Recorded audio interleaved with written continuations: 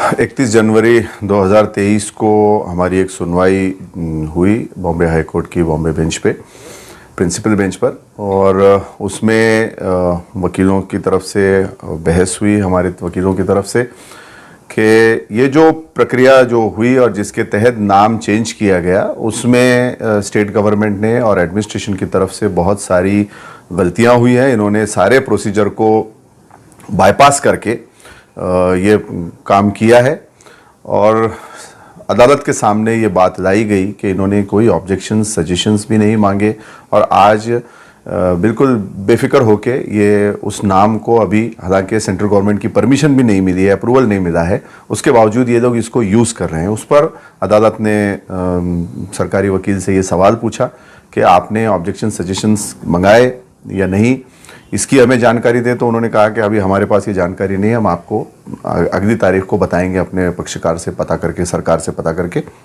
और दूसरा जो है उसमें दूसरा मुद्दा ये भी आया कि जो प्रोसेस था जिसको ये बता रहे हैं, वो प्रोसेस पूरा जो है वो गलत तरीके से इन्होंने पेश किया है। तो अदालत ने ये भी सवाल पूछा कि किन नियमों के तहत आपने ये कार्रवाई की, इस सब की जानकारी आप हमको 15 फरवरी को अगली तारीख है उसमें देंगे। तो ये उम्मीद है कि केस अभी शुरू हो चुका है और इंशाल्लाह ये इसमें हमको इंसाफ मिलेगा अदालत से, क्योंकि हमारी लड़ाई ये कोई किसी समाज या धर्म से रिलेटेड नहीं है, जैसे दूसरे कई आप देखते हैं कि राजनीतिक और उसमें पार्टियां करती है। हम इस शहर के रहवासी हैं, हमारी लड़ाई अपनी शहर और अपनी शहर की पहचान को बचाने के लिए है। इसमें हमारे साथ मुस्लिम, हिंदू और बुद्धिस्ट सभी भाई खड़े हैं।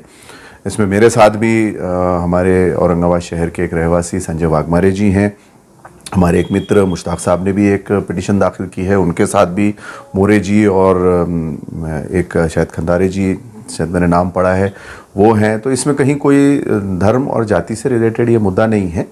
जहाँ तक हमारी नज़रिए की बात है, तो अगर ये औरंगाबाद की बजाय अगर ये काशी, मथुरा, अयोध्या या किसी और रामपुर से रिलेटेड भी मुद्दा आता, अगर हम वहाँ के रहवासी होते तो वहाँ के लिए भी हम खड़े हुए होते। ये जो एक बीजेपी, आरएसएस और एक ये जो सोच चली है ये लोगों की कि भाई नामों को और शहरों को किसी धर्म और जात से रिलेटेड ये लोग देखते हैं, तो ये बहुत गलत बात है। ये मुल्क सबका है। हमारा मानना है कि हिस्ट्री जो कोई है वो सब हमारी है, चाहे वो शिवाजी महाराज से रिलेटेड हो, संभाजी महाराज से रिलेटेड हो, औरंगजेब से रिलेटेड हो, या आपके टीपू सुल्तान से रिलेटेड हो, या महाराणा प्रताप से रिलेटेड हो, सम्राट अशोक से रिलेटेड हो, किसी से भी रिलेटेड हो, ये सब हमारे हिस्ट्री का पार्ट है और हम अपनी हिस्ट्री पर गर्व करते हैं।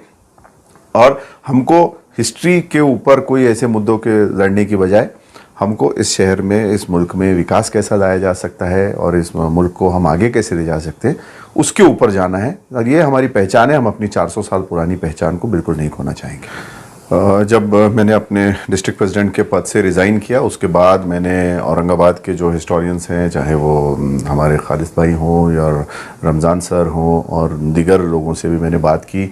उसके बाद आपके पश्चिम महाराष्ट्र भी मैं लगभग 6-7 बार गया। वेस्टर्न महाराष्ट्र में जो हमारे जो हिंदू भाई हैं, हिस्टोरियंस बड़े बड़े, उनसे भी मैं मिला जो हिस्ट्री पे काम करते हैं। बॉम्बे तक भी गया, चाहे कोल्हापुर, सोलापुर, सातारा, सांगली, उधर सब तरफ में जाके आया, पूना। वो सारे डॉक्यूमेंट्स देखने के बाद ये पता चला कि ये जो मुद्दा है ये कहीं भी रिलीजन से रिलेटेड था ही नहीं। वो जो भी लड़ाइयाँ हुई पास्ट में, पहली चीज़ तो मैं ये क्लियर कर दूँ कि औरंगाबाद की सरजमीन के लिए कभी भी मराठा रजीम जो उस समय थी, चाहे वो भोसले परिवार की, और इधर से चाहे वो अहमदनगर की रजीम हो या मुगल रजीम हो, इनके बीच यहाँ की सरजमीन के लिए कभी कोई लड़ाई नहीं हुई। जिस तरीके से ये कुछ पॉलिटिकल पार्टियां और उनके सुप्रीम लीडर्स बताते हैं, ऐसी कोई लड़ाई कभी हुई ही नहीं।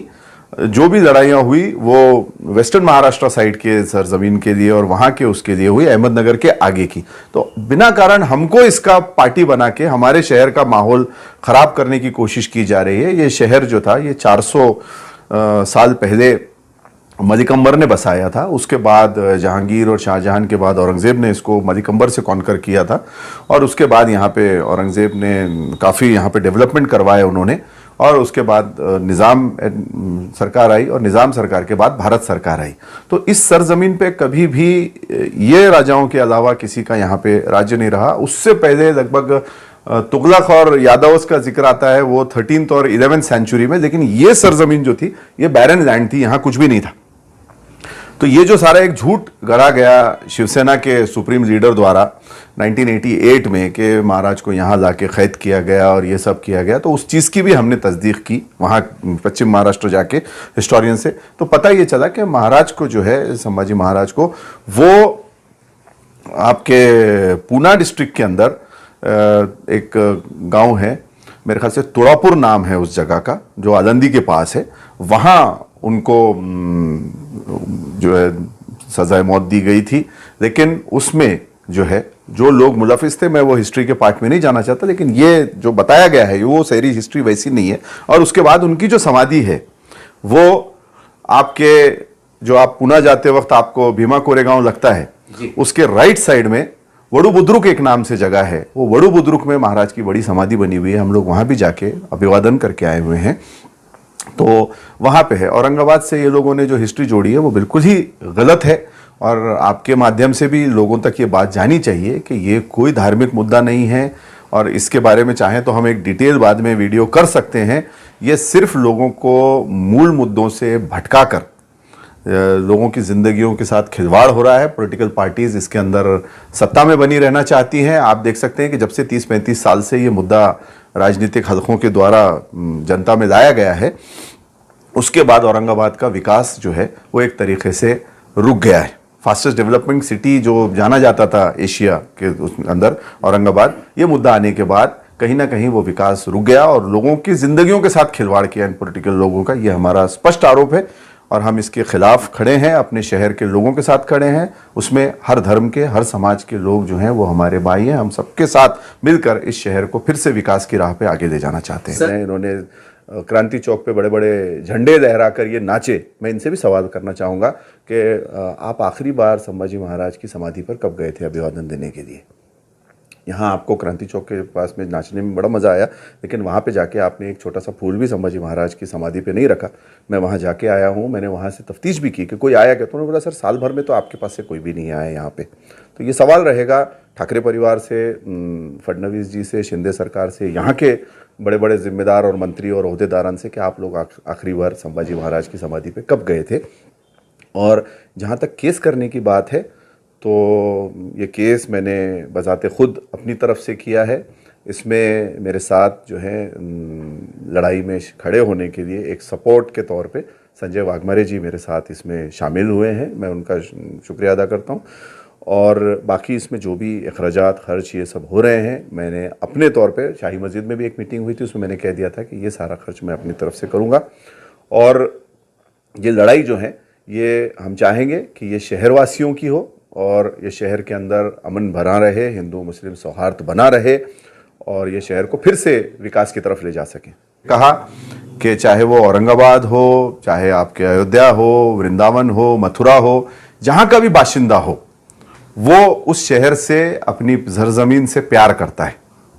इतिहास में क्या हुआ था, अगर उस पर कोई भी आपको गलत हिस्ट्री पढ़ाएगा और उसमें आप लग जाएंगे, तो आज की जो नस्ल जिंदा है और आने वाली जो नस्लें हैं वो उनके साथ नाइंसाफी होगी। इसीलिए ये सारी बातों को इतिहास के तौर पे देखना चाहिए। उसके अंदर कोई रिलीजियस एंगल देख के माजी की बातों से फ्यूचर में या प्रेजेंट में झगड़े नहीं लाने चाहिए। एक सुनवाई हुई, इसके बाद आपको क्या लगता है, कोर्ट से क्या उम्मीद है आपको पहली सुनवाई होने के बाद? जिस तरीके से कोर्ट ने सरकार से सवाल पूछा और उनको सारे अपने फैक्ट्स रखने के लिए कहा कि कैसे उन्होंने क्या क्या किया, ऑब्जेक्शंस मंगाए, और जहाँ तक हमारी जानकारी है इन्होंने ऐसा कोई प्रोसेस नहीं किया है, ना इन्होंने कोई सजेशन ऑब्जेक्शन मंगाए। और जो सेंट्रल गवर्नमेंट के जो ब्रॉड प्रिंसिपल्स हैं, बोर्ड ऑफ जो उसमें जो गाइडलाइंस हैं कि जिसके तहत ये नाम चेंज किया जा सकता है, हमने जहाँ तक स्टडी की है उसके हिसाब से हमको लगता है कि इस सारी बातों की धज्जियाँ उड़ाई गई हैं प्रशासन द्वारा और राज्य सरकार द्वारा। वो ब्रॉडर प्रिंसिपल्स के अंदर साफ लिखा है कि किसी शहर का नाम अगर रखा जाता है तो पहली चीज़ तो ये है कि हिस्टोरिक जगह का नाम नहीं बदला जाना चाहिए और नहीं बदला जा सकता। तो ये कहते हैं कि 2 Aurangabad is a historic city, हालांकि औरंगाबाद हिस्टोरिक सिटी है लेकिन इसका नाम बदल देना चाहिए। तो पहली चीज तो ये वही कॉन्ट्रडिक्ट करती है, लीगल पॉइंट से जो अदालत में बात में इसमें होने वाली है सारी बहसें। उसके बाद दूसरा बोर्ड ऑफ प्रिंसिपल्स ये कहता है कि जो लोग आदी हो चुके हैं जो नाम के, वो नाम नहीं बदला जाना चाहिए अनलेस कोई स्पेशल रीजन हो। तो उसका भी जो जवाब जो है वो कहते हैं कि एक्स एमपी की डिमांड पे हमने किया है। जहां तक हम जानते हैं कि सिटिंग एमपी जब विरोध में है तो आप एक्स एमपी की डिमांड को किस मुद्दे से उसको एक्सेप्ट कर रहे हैं? एक पार्टी की डिमांड पे आपने शहरवासियों से कोई ऑब्जेक्शंस नहीं मंगाए, कुछ नहीं मंगाए और उसको मान दिया। तीसरा उसमें एक और मुद्दा ये आता है कि सेंट्रल गवर्नमेंट की 1953 की ये गाइडलाइंस है सारी, और ये कहते हैं कि हमने उसी पे गृह मंत्रालय की गाइडलाइंस पे चल के ये काम किया है। उसमें यह है कि अगर किसी का नाम रखा जाना है किसी जगह का, तो ये बात को ध्यान में रखना चाहिए कि उस नाम का उस राज्य के अंदर, स्टेट में कोई गांव या कस्बा भी नहीं होना चाहिए। लेकिन इन लोगों ने ये उसमें ये अपना जवाब दिया है कि इस नाम का कोई शहर जिला इस महाराष्ट्र में नहीं है। हमने अपने याचिका में लगाया है कि 4 इस नाम से तो 7/12 हमको मिली है अलग अलग जिले के अंदर, अहमदनगर में है, कोल्हापुर में है, सातारा में है, सिंधुदुर्ग में है। तो हमको ये 7/12 मिली, हमने वो 7/12 भी उसमें लगाई है अपनी याचिका के अंदर। जब 4 ये नाम के गांव और पंचायत सर्कल्स मौजूद हैं तो फिर ये जो अधिकारियों ने या नेताओं ने ये जो गाइडलाइंस जो उल्लंघन करके जो प्रस्ताव भेजा है, तो इन पे गुना दाखिल होना चाहिए। ये लोगों ने सरकार की और जो भी इन्हें प्रशासन की पूरी दिशा भूल की है और दिशा भूल करके गलत काम इन्होंने किया हुआ है। बाकी भी जो प्रिंसिपल्स है उसका भी कहीं ना कहीं पूरा उल्लंघन किया हुआ है। उसमें डिटेल रीजन राज्य सरकार को देना होता है कि वो क्यों नाम बदल रही है। कोई पॉलिसी, इन्होंने सिर्फ पॉलिसी डिसीजन के नाम से इसको चेंज कर दिया, लेकिन कोई डिटेल रीजन ये नहीं दे पाए। तीसरी चीज, इसमें जो एनओसीज लेनी होती है, जैसे रेवेन्यू डिपार्टमेंट हो, रेलवे हो, आर्कियोलॉजी हो, डिफेंस हो और अलग अलग डिपार्टमेंट्स की, तो वो सारा प्रोसेस 95 में इन्होंने कुछ फॉलो किया था, लेकिन 95 का जो है 2001 में विलासराव देशमुख सीएम बनने के बाद उन्होंने उसको कॉल बैक किया, तो वो तो प्रोसेस ही खत्म हो गया। 2011 में एक ठराव पास हुआ और 2020 में एक ठराव पास हुआ मार्च में। वो जो ठराव पास हुआ उसमें ये सारा प्रोसेस नहीं किया गया, किसी की एनओसीज नहीं दी गई, कोई ऑब्जेक्शन सजेशंस नहीं मंगाए गए। और जो है तो लैंड रेवेन्यू का जो आपका एक कोड है सेक्शन 4 सब सेक्शन 4 जो है 1966 का, ये उसका हवाला देते हैं, जबकि वो ये कहता है कि 1960 के पहले जो शहर बन गए वो उसके अंडर में ये ही नहीं जा सकते, ये इनके ही दस्तावेजों में सारी चीजें दर्ज है।